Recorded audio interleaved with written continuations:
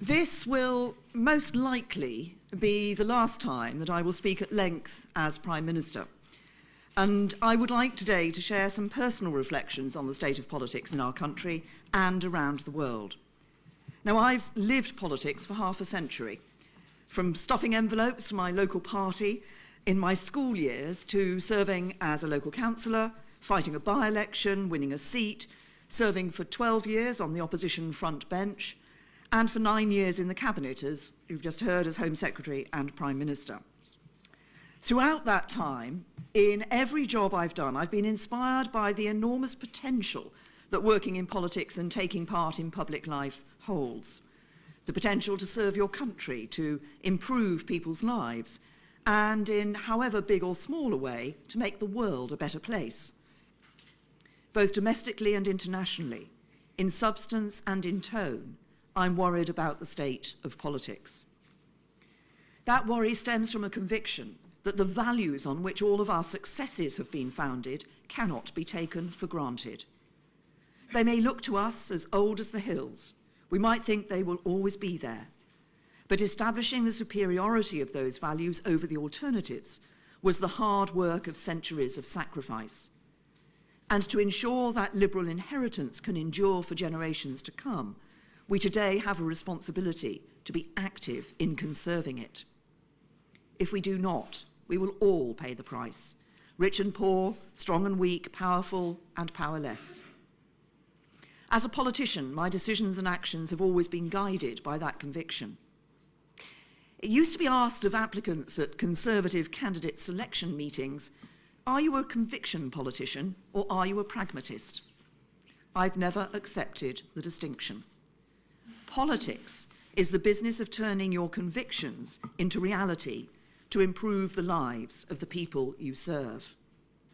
As a Conservative, I've never had any doubt about what I believe in: security, freedom and opportunity, decency, moderation, patriotism, conserving what is of value, but never shying away from change. Indeed, recognising that often change is the way to conserve. Believing in business, but holding businesses to account if they break the rules. Backing ambition, aspiration and hard work.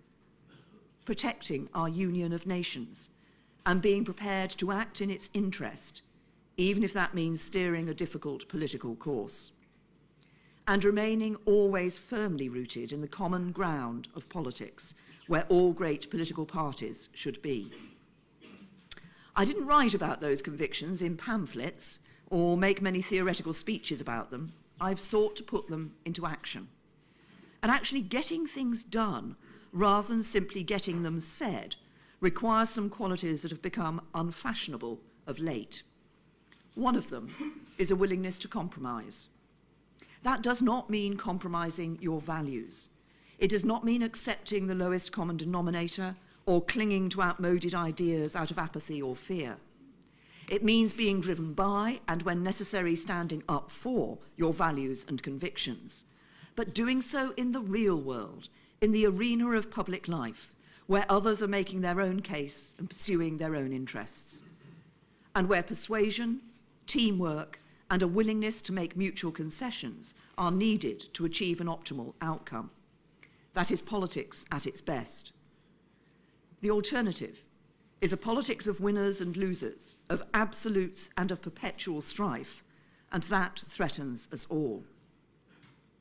Today, an inability to combine principles with pragmatism and make a compromise when required seems to have driven our whole political discourse down the wrong path.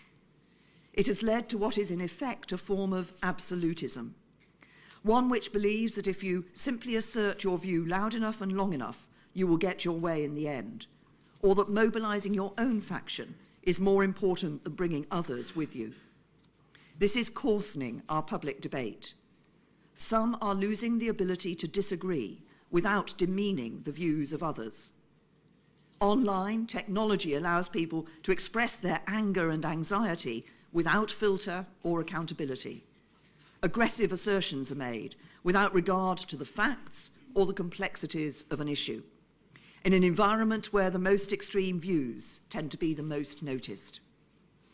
This descent of our debate into rancour and tribal bitterness, and in some cases, even vile abuse at a criminal level, is corrosive for the democratic values which we should all be seeking to uphold.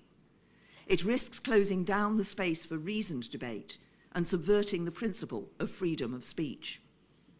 And this does not just create an unpleasant environment.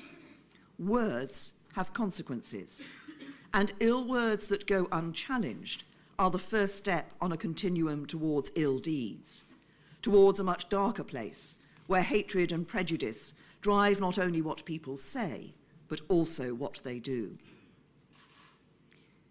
We are living through a period of profound change and insecurity. The forces of globalization and the pursuit of free markets have brought unprecedented levels of wealth and opportunity for the country and for the world at large, but not everyone is reaping the benefits. The march of technology is expanding the possibilities for humanity in ways that once could never have been conceived, but it is changing the nature of the workplace and the types of jobs that people will do. More and more working people are feeling anxious over whether they and their children and grandchildren will have the skills and the opportunities to get on. And although the problems were building before the financial crisis, that event brought years of hardship from which we are only now emerging. Populist movements have seized the opportunity to capitalize on that vacuum. They have embraced the politics of division, identifying the enemies to blame for our problems and offering apparently easy answers.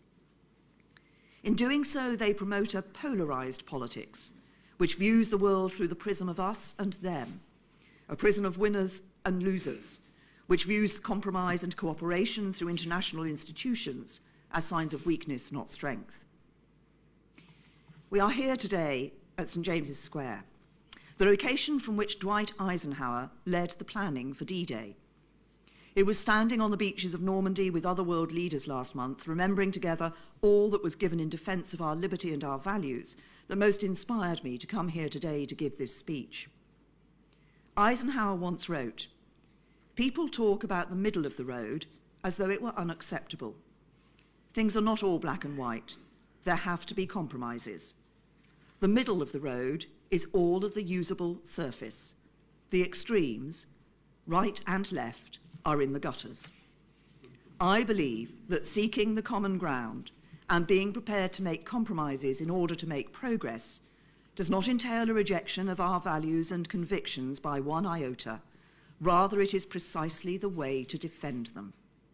Not by making promises you cannot keep, or just by telling people what you think they want to hear, but by addressing the concerns people genuinely hold and showing that cooperation, not absolutism, is the only way to deliver for everyone. For the future, if we can recapture the spirit of common purpose, as I believe we must, then we can be optimistic about what together we can achieve. We can find the common ground that will enable us to forge new, innovative global agreements on the most crucial challenges of our time, from protecting our planet to harnessing the power of technology for good. We can renew popular support for liberal democratic values and international cooperation. And in so doing, we can secure our freedom, our prosperity, and our ability to live together peacefully now and for generations to come. Thank you.